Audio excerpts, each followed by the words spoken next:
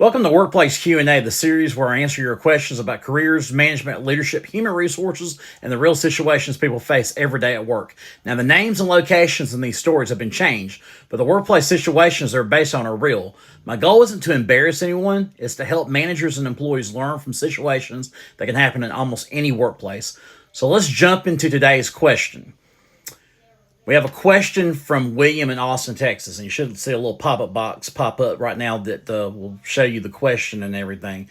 But anyway, it says, Todd, this question is from William in Austin, Texas, and it says, Todd, I was a manager at my company, and I'm really struggling with something. One of the employees who reported to me constantly wanted to talk about her personal life. She told me about different men she was sleeping with, that she had had a threesome with one of her friends and another man, that she slept with married man, and even joked that she wanted to have sex with the owner's son and said she drugged him to make it happen. These conversations happened over and over again, and she was the one bringing them up, not me. The problem is that later she filed a complaint against me. Looking back, I can't believe I allowed those conversations to continue. What should managers do when an employee starts talking about their sex life or other highly personal topics? All right, so I'm going to dig into the answer to this question. William, first of all, thank you for writing in, because I think this is a situation that catches a lot of managers off guard. If an employee starts talking to you about their sex life, relationships, or other explicit personal matters, the best thing you can do is politely redirect the conversation.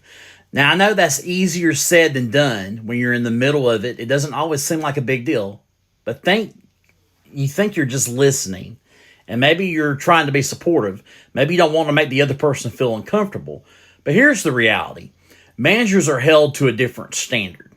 Whether you started the conversation or not, once those professional boundaries begin to disappear, you're putting yourself in a vulnerable position. If that working relationship changes later or a complaint is filed, those conversations can suddenly become part of the story. One of the biggest management lessons I've learned is that it's okay to be friendly. It's okay to be approachable, but your conversation should stay professional. If an employee begins talking about explicit sexual topics, a simple response can save you a lot of trouble. You can just say, let's keep our conversations work-related. It may feel awkward for a few seconds, but it's a lot less awkward than sitting in an HR investigation trying to explain why these conversations continued.